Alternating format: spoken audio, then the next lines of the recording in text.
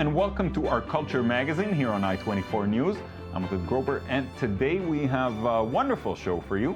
We'll discuss a documentary series about Israel's political left. Beiyt Al Musica, a unique conservatory, celebrates 15 years. And the films of this year's Cannes Film Festival. Let's begin with some cultural headlines. Christie's auction house had a historical record-breaking week. The post-war and contemporary auction series brought in a combined total of $975 million, led by their evening sale with a total of $745 million, the highest auction total in art market history. The sale included some masterpieces, such as this 1984 piece by Francis Bacon, which sold for more than $80 million. For $66 million, you could have taken home this 1952 Rothko. Or if you're more into pop art, Andy Warhol's 1964 Race Riot sold for nearly $63 million, and his White Merlin went for $41 million. Very deep-pocketed bidders from 35 countries competed for the works, 80% of which were completely new to the auction market. CBS has announced their new fall lineup, and one show is conspicuously missing from the schedule. How I Met Your Dad, the spin-off to the successful sitcom How I Met Your Mother, has not been picked up for series. After seeing the pilot starring indie actress Greta Gerwig, CBS decided to drop the series. However, the show's creators, Craig Thomas and Carter Bays, still hope the show will find a home and are shopping the pilot to other venues, including Netflix. How I Met Your Mother ran for 9 seasons, and the spin-off was considered a sure thing. I guess the pilot never took off. And veteran TV reporter Barbara Walters is retiring this week at the age of 84, leaving The View and ABC News. Walters started her career in the 1960s, and in the 70s was the first woman to co-anchor the news. Later, Walters became one of television's best-known interviewers, talking to both world leaders and Hollywood stars, recognized for her direct and uncompromising style. Her 1999 interview with Monica Lewinsky drew over 74 million viewers. Walters said that she hopes her career achievements will continue to inspire young women. I can't tell you how much pleasure it gives me when some smiling young woman comes up to me and tells me of her achievements. That's my legacy.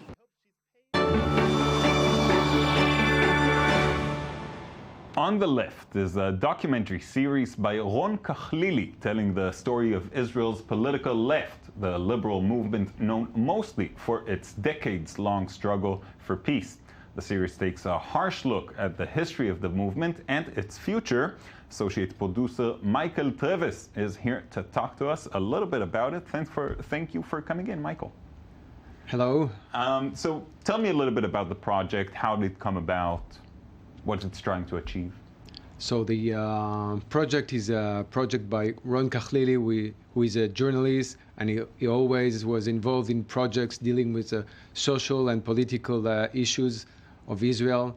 And he took this challenge of looking at the dramatic historic point from 1948 until today, and on the same time looking at the heroes, let's say, of the Israeli left, like Uri Avneri and Shalomit Aloni, I would assume. Sami Michael, and also from the different perspective, because what is fascinating is that it's looking at the Israeli narrative and the Palestinian narrative along these years.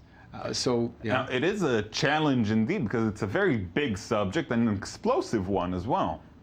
Of course, in Israel, everything is explosive. When you're looking at the political and social issues, and everything is very complex. So you have to look at these changes along the years and the crisis in Israel along the years. And the major point is 1977, they changed from the leftist government to the right-wing government, that from 1977 until today, the rhetorical became more and more a right-wing rhetoric. Yeah. Now, in Israel, the common belief is that since '93, since the Oslo Accords, the left is dead. Is that what you found? I think it's a major point in the historical events, and every people that were involved in the Oslo Agreement, step by step, they became center-wing people, and also they left the politics, and it's really nobody is confident anymore about peace and coexistence. But the film is looking really at what happened to the rhetoric and to the political aspects, and also what is very important is the social issues. Were you surprised by some of the things you guys found? I think it's the complexity, and also it means that really the left disappeared. But what surprised me more, that it was really about the first years of from 1948 until 1970, until 1967, because you had a feeling that it was really a left-wing government and that David Ben-Gurion was socialist. But in fact, it was more nationalist, and it was a disguise. And in fact, it was... Some people say that today, the right-wing parties of today are actually more to the left of what the left was in those days. Yes, and also all the issue of settling, it was in fact the labor that was involved in settling, and much before Oslo. So. Now, more in general, you produce a lot of documentaries that deal with political, with social issues. Do you find that there's a crowd for this? There are people who'd like to watch these issues? There is always an audience for issues coming from Israel, and the complexity of Israel in different issues, if it's historical, cultural, and it helps to understand better the complexity and to have a different angle. So it's amazing, because I'm also a distributor, so I see that there is always success for Israeli film if it's fiction and documentaries, and there is a need for this subject that can be a guide for the viewers. Yeah. Michael Treves, thank you so much for taking the time to come here. Thank you, Ed. Beiyt Al Musica is celebrating its 15th year. This music conservatory is the only one in Israel who teaches traditional Arab music as well as classical.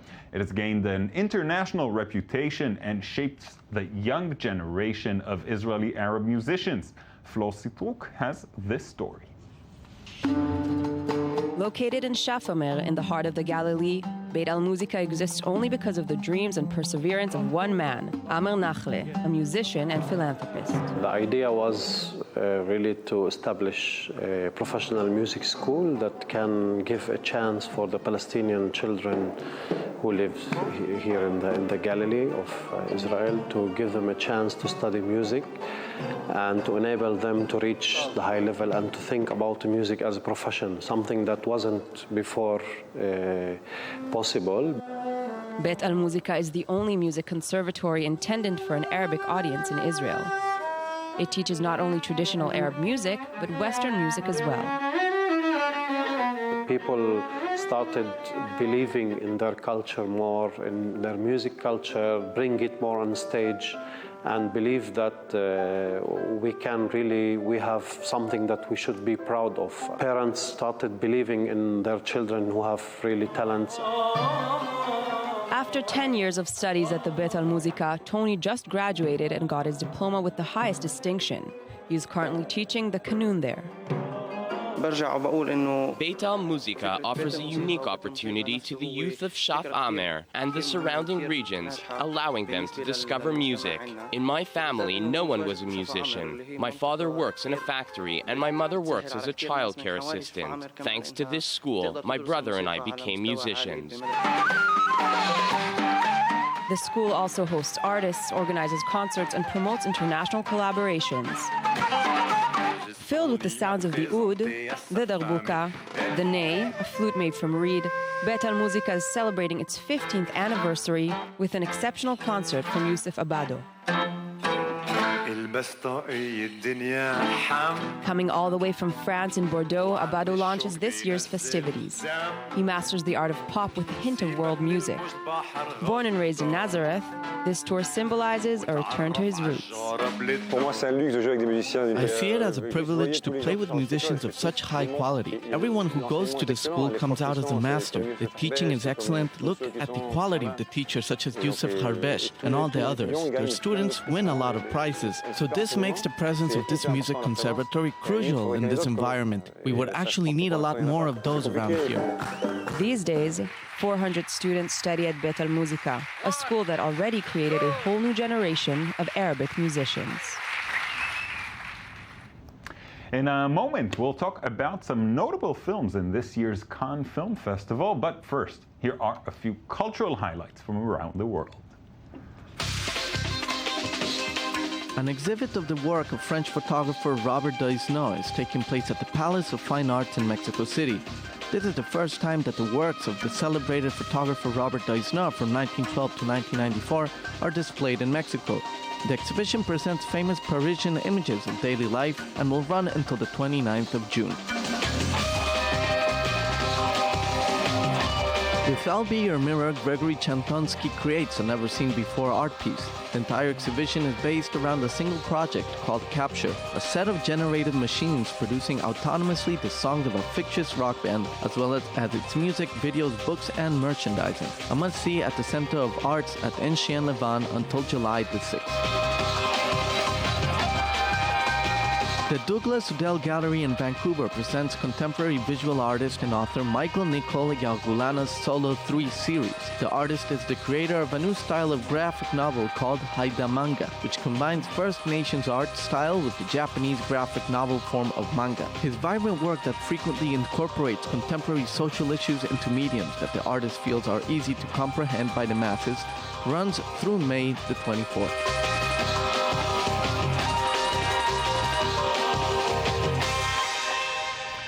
It's Thursday, and Shahar Peled is here for her segment Off Screen. Thank God it's Thursday. Thank God. Hi, Oded. Hello, Shahar. Well, happy Cannes Film Festival to you and to me and to everyone.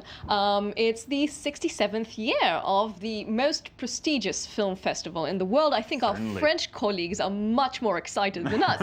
But we are excited as well, despite the unpleasant criticism the festival has opened with, even before its opening night yesterday. What's not to like? Well, there have been critics saying it's too cozy and predictable this year, relying on too much familiar familiar faces, familiar names. If we take a look at the 19 directors that are nominated to the crowning Palme d'Or prize, for example, 13 out of them have already been nominated in the past. So it is relying on familiar names, but very good ones. Is that the case in most big film festivals? I think they have been looking at this festival to see new fresh faces, new films. Take a look. It's sometimes a good platform for new faces. But if we take a look at the existing films, so we have the Dardenne brothers' new film. It's their 6th entry and might be their 3rd win of the Palme d'Or.